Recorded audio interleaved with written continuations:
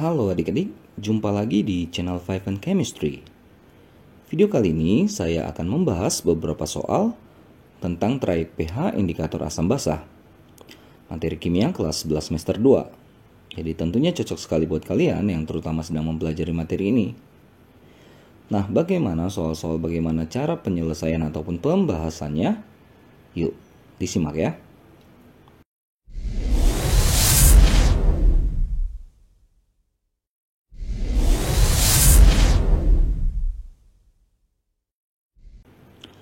Oke, ini dia soalnya ada 5, lumayan banyak juga ya. Jadi langsung saja saya mulai. Soal nomor 1 dan nomor 2. Kita ke nomor 1 dulu. Ada indikator, katanya H-in, H indikator ya. Punya nilai Ka 10 pangkat minus 5. H-in-nya merah, in minusnya kuning. Lalu berdasarkan data itu, pada pH berapa indikator akan berwarna merah, dan pada pH berapa pula dia akan berwarna kuning. Oke, jadi gini, H-in itu dalam larutannya akan mengalami kesetimbangan ya, dengan melepas H+, sehingga sisa in negatif. Oke, tadi H-in-nya warnanya katanya merah, sedangkan in-nya kuning. Lalu ada dua case ya. Dua case, yang pertama pH berapa katanya supaya merah. Nah, kita analisa dulu ya. Kalau kita mau hasilnya warna merah, artinya kan kesetimbangan harus bergeser ke kiri kan. Ingat kembali adjust les atelier ya, ke kiri. Oke. Nah, bagaimana supaya ke kiri?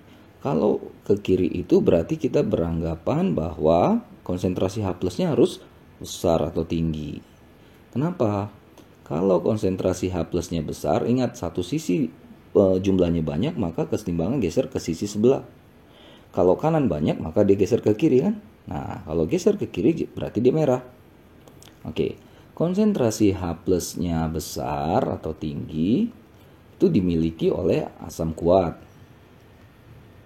Kalau asam kuat itu kan pH-nya kecil. Nah, di soal ini apakah yang menjadi patokan itu kecil batu besarnya itu apa gitu. Nah, patokan besar kecilnya itu tergantung dari nilai pKa.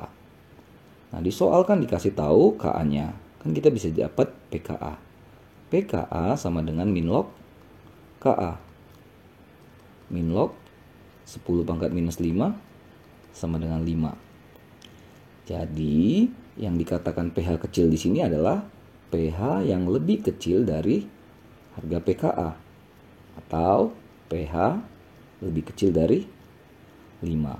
Maka jika pH lebih kecil dari 5, maka pergeseran kesetimbangannya akan ke kiri sehingga menjadi warna merah.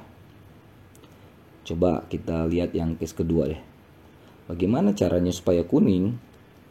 Supaya kuning kan kesetimbangan harus ke kanan. Nah, bagaimana caranya kesetimbangan harus ke kanan? Pertama, H-in-nya besar supaya ke kanan, atau bisa juga H+-nya yang kecil. Jadi kalau konsentrasi H+ kecil, yang kanan kecil kan berarti yang kiri geser ke kanan, gitu ya. Konsentrasi H+ kecil, ya dengan asam-asam yang lemah ya. Asam-asam lemah itu pH-nya agak besar. Nah, kembali lagi, patokan besar atau kecil tadi apa? Ya, nilai pKa-nya. Nah, jadi supaya dia ke kanan, pH-nya harus lebih besar dari 5. Supaya nanti jadi warna kuning indikatornya. Lalu bagaimana kalau pH sama dengan pKa? Sama dengan 5 tadi. Nah, untuk case yang seperti ini, warna yang nanti ditunjukkan adalah kombinasi antara merah dan kuning itu, oranye. Nah, begitu caranya ya. Oke, lanjut soal nomor 2. Larutan asam Ha0,1m memberikan warna yang sama dengan larutan HCl 0,001m jika ditetesi dengan indikator universal. Hitunglah nilai Ka dari Ha. Oke, berarti kita bisa pastikan bahwa si Ha ini adalah asam yang lemah. Ka-nya ditanya. Nah, keyword di sini adalah warna yang sama. Ya, jadi kita main konsep dulu. Kalau warnanya sama, maka pasti pH-nya juga sama. Jika pH sama, maka pasti konsentrasi H+ sama.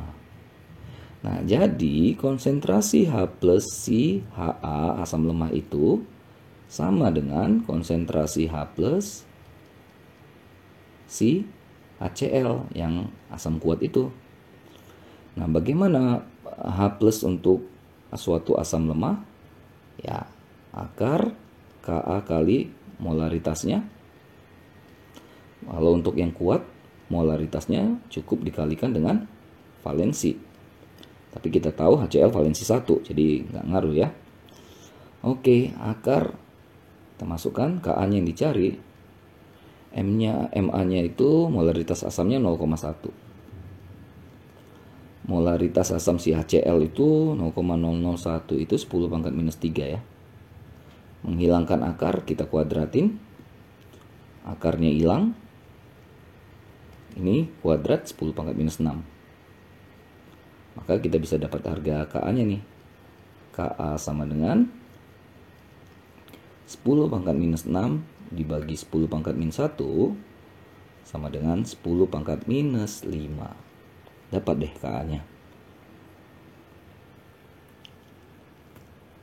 Lanjut 3 dan 4. Oke, agak ribet ini ya. Kita lihat nomor 3. Suatu larutan ditetesi indikator metil jingga. MO ya, biasanya diistilahkan metil orange. Dia warnanya kuning. Lalu ditetesin dengan metil merah MM, warnanya malah jadi jingga. Nah, dengan berdasarkan data pada ini ya, tabel 5.5 traik pH-nya itu, berapa perkiraan nilai pH larutan tersebut? Apakah warna yang akan terlihat jika larutan tersebut ditetesin dengan indikator bromtimol biru BTB? Di 2 pertanyaan ya. Perkirakan nilai pH, bagaimana kalau dimasukkan ke BTB? Oke, supaya lebih mudah kita pakai, oh ya, ini dia tabel yang dimaksud traik pH-nya ya. Kita pakai garis bilangan lah, lebih enak. Oke, kita ke case yang pertama. Suatu larutan ditetesi indikator metil jingga MO warnanya kuning. Nah, kita lihat MO ini, dia merah ke kuning dengan traik pH 3,1-4,4. Artinya kalau katanya dia kuning, maka pH-nya ini 4,4 itu sekitar sini lah, anggap ya. pH-nya ini adalah 4,4 atau sama dengan ya, atau lebih besar. Ini tadi si MO, metil orange, dia warna kuning. Lalu yang kedua katanya dimasukin, ditetesi metil merah, tiba-tiba dia warna jingga. Nah, jingga adalah warna kombinasi atau warna tengah-tengah antara merah dan kuning. Maka traik pH-nya, maka pH-nya adalah ya ini, di antara ini. Jadi 4,4 ke atas atau 6,2 ke bawah. Anggaplah di sini 6,2 ya. Ini.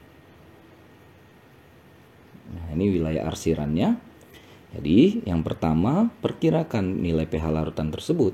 Maka pH-nya, karena tadi di antara ya, berarti lebih besar dari 4,4 dan lebih kecil dari 6,2. Jadi bisa 4,5 atau bisa 5, bisa 5,5, bisa 6. Lalu yang kedua katanya, apakah warna yang akan terlihat jika larutan tersebut ditetesin dengan indikator BTB? Main lagi kita ke garis bilangan. BTB mana nih? Kuning ke biru, dia 6,0. Jadi dia ini 6,0 atau 6,0 ke bawah itu kuning. Sedangkan kalau dia 7,6 atau ke atasnya dia biru. Kalau kita lihat yang pertama tadi, range ini, maka kan ini bisa kita prediksi itu lebih kecil dari 6,2, lebih besar dari 4,4. Itu kan lebih mendekati ke arah kuning kalau pakai bromtimol biru ya. Jadi arahnya lebih cenderung ke sini nih, ke bawah. Nah, ini kalau posisi begini kuning. Jadi hampir pasti dia berwarna kuning kalau ditambahkan ditetesi BTB. Oke. Lanjut nomor 4. Klorofenol merah katanya range-nya 4,8 sampai 6,4. Kuning ke merah. 4,8 sama dengan atau ke bawah atau lebih kecilnya itu kuning, 6,4 atau 6,4 ke atas lebih besarnya merah. Gimana warnanya kalau diteteskan 3 larutan ini? Nah, jadi kalau mau tahu ini berwarna apa, yang pertama kita harus tentukan dulu lah nilai pH dari masing-masing larutan ini. Oke, kita yang A dulu. Yang A itu asam yang lemah, maka konsentrasi H plusnya akar Ka kali M. Masukkan angkanya, akar di bawah aja ya. Akar Ka-nya 10 pangkat minus 5. 0,1 itu 10 pangkat minus 1. Akar 10 pangkat minus 6 sama dengan 10 pangkat minus 3. pH sama dengan min log 10 pangkat minus 3. Langsung aja ya, 3. Nah, kita pakai garis bilangan lagi. Oke. Nah, ini kan tadi kita bilang anggaplah di sini 4,8, mana 6,4 anggap di sini. Nah, 6,4 atau 6,4 ke kanan lebih besar. Itu tadi dia merah. Sedangkan kalau dia 4,8 ke sini dia memberi warna kuning. Tadi larutan A katanya pH-nya 3. Ya 3 udah pasti di sini ya. Udah pasti warnanya kuning. Oke, di sini aja deh, kuning. Lanjut yang B. NaOH suatu basa kuat dengan valensi 1, maka konsentrasi OH-nya juga sama ya. 0,01 itu 10 pangkat minus 2. POH-nya minus log 10 pangkat minus 2 sama dengan 2. Berarti pH-nya 14 kurang 2, 12. 12 sudah pasti di kanan banget ini ya. Di kanan sekali ya. Nah, itu udah pasti dia warnanya merah. Ini merah. Satu lagi air murni. Air murni sekitar 7 ya. pH-nya 7, kalau kita lihat 7 masih masuk di merah. Gitu ya. Jadi tahu dulu perubahan warnanya, trayek pH-nya dari suatu indikator. Lalu harus tahu pH dari larutan supaya kita bisa tahu warna yang akan muncul nantinya. Oke, last one, lanjut ke nomor 5. Diketahui trayek perubahan pH beberapa indikator sebagai berikut. Mirip kayak tadi ya. Oke, ada 3 indikator perubahan warna dan trayek pH-nya bisa dibaca. Yang dipertanyakan adalah yang A. Apa warna larutan CH3COOH 0,1 M Ka 10 pangkat minus 5 jika ditetesin dengan metil jingga atau MO, bromtimol biru atau BTB, fenoftalen atau PP. Kita cari dulu deh pH-nya si CH3COOH 0,1 M Ka-nya 10 pangkat minus 5 ini ya. Seperti soal tadi, tapi nggak apa-apa saya ulang ya. Konsentrasi H plus sama dengan akar Ka kali M. M-nya si asam. Masukkan angkanya. Ka 10 pangkat minus 5. M-nya 0,1 itu 10 pangkat minus 1 ya. Sama dengan akar 10 pangkat minus 6. 10 pangkat minus 3 lah konsentrasi H plusnya. Sedangkan pH adalah minus logaritma dari 10 pangkat minus 3, yaitu sama dengan 3. Nah, kalau pH 3 di metil orange atau metil jingga di MO ini, kita bisa lihat 3,1 dia merah. Artinya 3,1 dan 3,1 ke bawah dia masih merah. Maka kalau pH 3 udah pasti juga merah lah ya. Lalu kalau dia BTB ini jelas ya, 6 aja dia masih kuning, berarti 3 itu kuning, iyalah. Apalagi PP.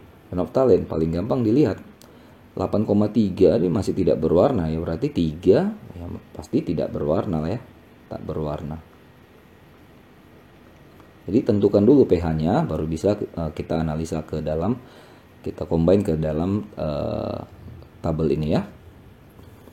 Oke, soal yang B pakai garis bilangan nih. Suatu larutan jika ditetesin dengan BTB berwarna hijau. Hijau itu di BTB artinya dia, hijau itu kan antaranya atau kombinasinya. Berarti pH-nya lebih besar dari 6,0, kecil dari 7,6. Berarti di antara ini 6,0, let's say di sini 7,6. Ini hijau ya. Oke. Nah, lalu apa warna larutan tersebut jika ditetesin dengan phenolphthalein? Nah, kan kalau pH-nya sekitar ini, phenolphthalein itu 8,3 aja, dia masih tidak berwarna. Nah, yang range yang hijau tadi kan ada di bawahnya 8,3, maka dipastikan juga masih tak berwarna ya. Oke, yang C. Oke, garis bilangan juga ya. Oke, ini yang B tadi ya. A. Suatu larutan ditetesin dengan metil jingga MO dan berwarna merah. Kita lihat metil jingga MO berwarna merah. Berarti dia 3,1 ya. Tahu ke bawahnya. MO merah. Nah, bagaimana jika ditetesin dengan bromtimol biru? Nah, bromtimol biru itu kuning aja masih 6,0 ya. Berarti udah pasti di sini dia akan memberi warna kuning jika dipakai BTB. Oke, jadi kuncinya temukan dulu pH-nya, baru kita bisa masukkan ke garis bilangan untuk melihat atau menganalisis perubahan warna yang dihasilkan. Oke, begitu dulu ya 5 soal pembahasan soal track pH indikator asam basa. Mudah-mudahan membantu, bermanfaat buat kalian yang terutama sedang mempelajari materi ini. Oh iya, jangan lupa cek terus, update terus video-video terbaru lainnya di channel Five and Chemistry. Sampai jumpa dan bye-bye.